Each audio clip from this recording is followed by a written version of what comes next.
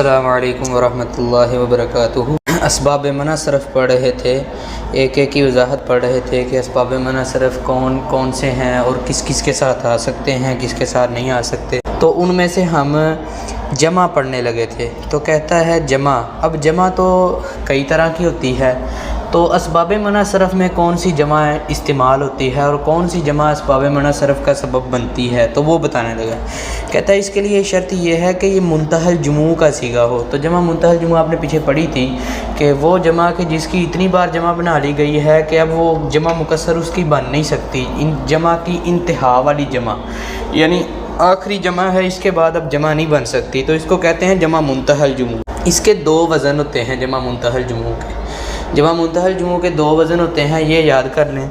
ایک ہے کہ اس کے الف کے بعد دو الفاظ ہوں گے، دو حروف ہوں گے یا تین حروف ہوں گے۔ اگر تو دو حروف ہیں اس کے الف کے بعد، تو ان میں سے پہلا جو ہے وہ مکسور ہونا چاہیے، جیسے مساجدو۔ اب یہاں پر الف کے بعد کتنے حروف ہیں؟ دو، جیم اور دال۔ پہلا جو ہے وہ کیا ہونا چاہیے؟ ساکن۔ اور کبھی اس کے تین حروف ہوتے ہیں الف کے بعد، ان میں سے درمیان والا ساکن ہونا چاہیے۔ تو جیسے مسابیحو، اگر دو حروف ہوں تو پہلا مکسور، اس پر کسرہ ہونا چاہیے، زیر ہونی چاہیے، مساجدو۔ اور اگر تین ہوں تو درمیان والا ساکن، جیسے مسابیحو، مفاعلو اور مفاعلو، یہ دو وزن ہوتے ہیں۔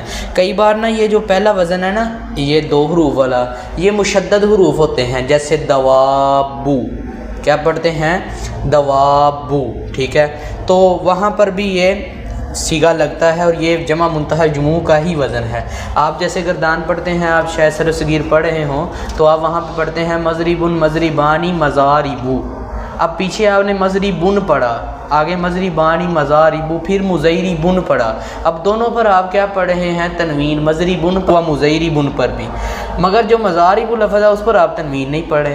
تو جب آپ غور کریں گے نا تو یہ جمع منتہی الجموع کا وزن ہے، اور جمع منتہی الجموع یہ آگے کہہ رہا ہے دو سببوں کے قائم مقام کے لیے ہوتی ہے۔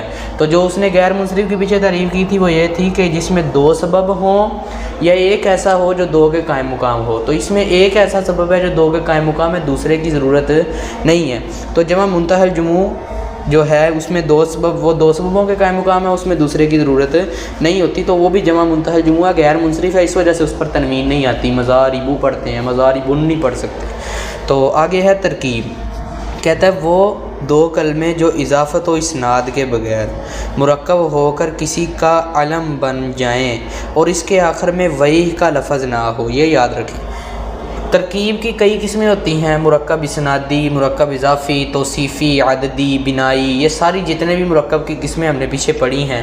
تو کہتا ہے ساری مرکب کی قسمیں غیر منصرف کا سبب نہیں بنتی، صرف ایک قسم بنتی ہے، وہ ہے مرکب منع صرف، کہ دو اسم کو ایک کر لیں اور ان کے درمیان اسنادی اور اضافی کوئی نسبت نہ ہو، اور درمیان میں کوئی حرف پوشیدہ بھی نہ ہو جس کو ہم نے ربط دینے کے لیے رکھا ہو، کوئی حرف نہ ہو، ٹھیک ہے؟ حرف بھی کوئی نہیں، اور ان کو دونوں کو ہم نے ایک کر لیا ہے، تو وہ کیا ہے؟ بن گیا ہے مرکب منع صرف۔ تو جو مرکب منع صرف ہے وہ غیر منصرف کا سبب بنتا ہے، اور کوئی غیر منصرف کا سبب مرکب نہیں بنتا، جیسے بعل بکا۔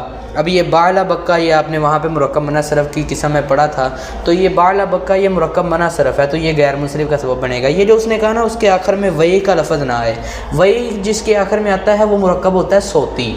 وہ مرکب کون سا ہوتا ہے؟ صوتی، اس کو مرکب صوتی کہتے ہیں، آواز والا مرکب، وہی کا لفظ آواز کے لیے بولا جاتا ہے، تو اس کو مرکب صوتی کہتے ہیں۔ تو جو مرکب صوتی ہوتا ہے نا وہ مبنی ہوتا ہے، معرب نہیں ہوتا، تو یہ معرب کا اعراب بیان کر رہا ہے، تو اس لیے اس نے کہا ہے اس کے آخر میں وہی کا لفظ بھی نہ آئے۔ جیسے بعل بکا، یہ بعل اور بکن سے مرکب ہے، رام ہرمز، یہ رام اور ہرمز سے مرکب ہے، تو یہ نام پڑ گیا، یہ مرکب منع صرف ہے، تو یہ غیر منصرف کا سبب بنتا ہے۔ ایک ہے الف نون زائد تان، الف اور نون جو زائد ہوں، کبھی یہ اسم کے آخر میں آتے ہیں، کبھی یہ وصف کے آخر میں آتے ہیں۔ اگر تو یہ اسم کے آخر میں ہیں تو ان میں علمیت شرط ہے کہ علم ہوں گے تو غیر منصرف کا سبب بنیں گے، علم نہیں تو غیر منصرف کا سبب نہیں۔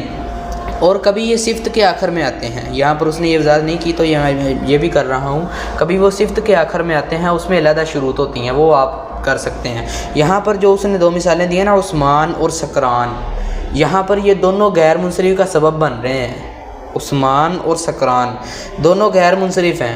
ایک عثمان کے آخر میں جو الف نون ہے وہ اسم کے آخر میں ہے، اور سکران کے آخر میں جو الف نون ہے وہ صفت کے آخر میں ہے، کیونکہ سکران کا معنی ہے نشئی، اور نشہ کرنا ایک صفت ہے، ایک بری خامی ہے. ٹھیک ہے، تو اس کے آخر میں الف نون آیا ہوا ہے. تو یہ اس نے یہاں پر مثالوں کے اندر دو چیزیں واضح کی کہ کبھی اسم کے آخر میں ہوتا ہے، کبھی صفت کے آخر میں ہوتا ہے. تو یہ اس نے یہاں پہ وضاحت کی ہے. آگے کہتا ہے وزن فعل، یعنی کلمہ فعل کے وزن پر ہو، جیسے شمر گھوڑے کا نام.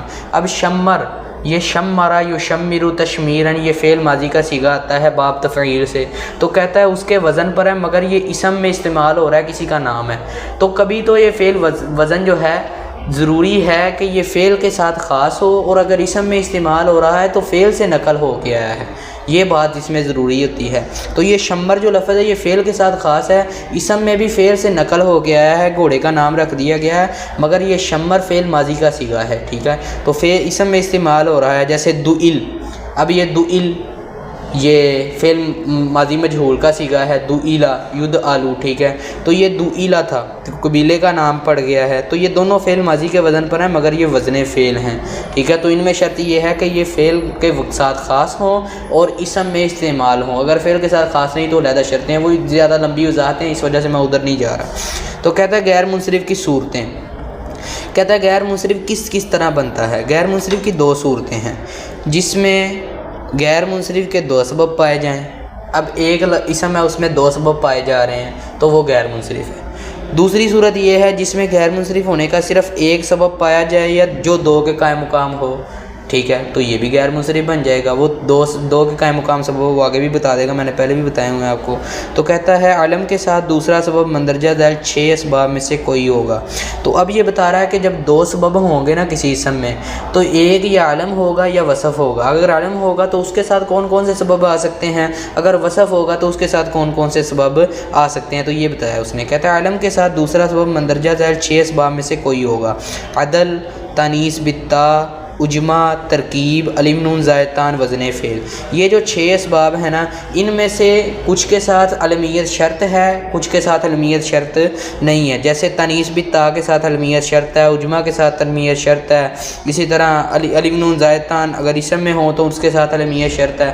تو کچھ کے ساتھ علمیت شرط ہے کہ وہ اگر وہ ہیں تو ان کے ساتھ علم ہونا ضروری ہے، کچھ کے ساتھ علمیت شرط نہیں. تو وہ جن کے ساتھ علم آ سکتا ہے اس نے سب کی وضاحت کر دی ہے. کہتا ہے وصف کے ساتھ دوسرا سبب مندرجہ ذیل 3 اسباب میں سے ایک ہوگا. عدل وصف کے ساتھ بھی آ جاتا ہے، علم کے ساتھ بھی آ جاتا ہے. الف نون زائدتان اگر صفت میں ہو، اسم میں نہ ہو. اسم میں ہو تو علمیت شرط ہے، اگر صفت میں ہو تو وہ وصف اس کے ساتھ دوسرا سبب ہوگا. وزن فعل جیسے اسود اور احمر، اس کے ساتھ بھی آ جاتا ہے وصف. ٹھیک ہے، تو وصف وزن فعل کے ساتھ بھی آ جاتا ہے اور وزن فعل علم کے ساتھ بھی آ جاتا ہے. تو یہ ساری چیزیں وہ بتا رہا ہے. کہتا ہے وہ اسباب منع صرف جو اکیلے ہی دو سببوں کے قائم مقام ہوتے ہیں، دوسرے کسی سبب کی ضرورت نہیں ہوتی، تو وہ بتا رہا ہے. کہتا ہے الف تانیث ممدودہ، اگر ممدودہ جو ہے الف تانیث ممدودہ ہو، تو اسی طرح الف تانیث مکسورہ اور جمع منتہی الجموع، یہ 3 سبب الف ممدودہ، الف مکسورہ اور جمع منتہی الجموع، یہ میں نے آپ کو پہلے بھی بتایا ہوئے ہیں.